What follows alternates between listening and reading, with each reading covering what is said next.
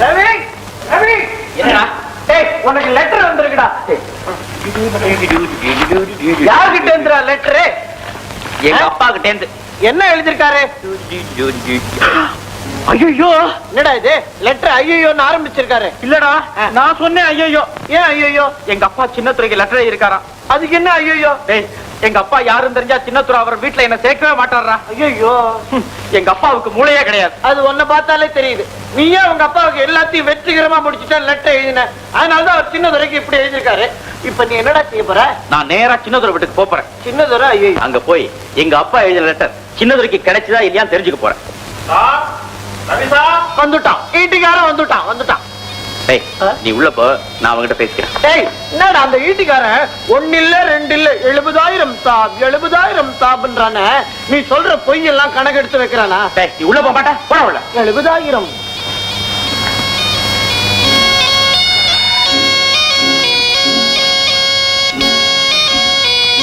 என்ன சாப் பணம் எப்ப தர?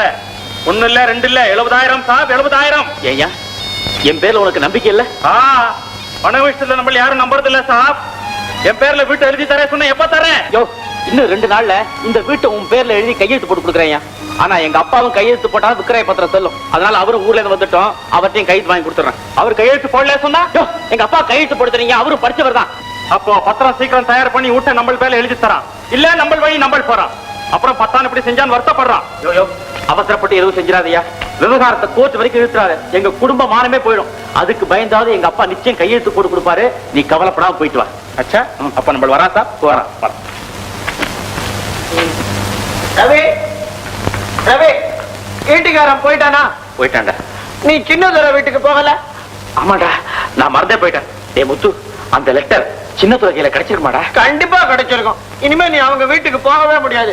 மாலத்தி உனக்கு கிடைக்க மாட்டா. டேய் நான் என்னடா செய்யறது? வேற பொண்ணை காதலிக்க வேண்டியதுதான்.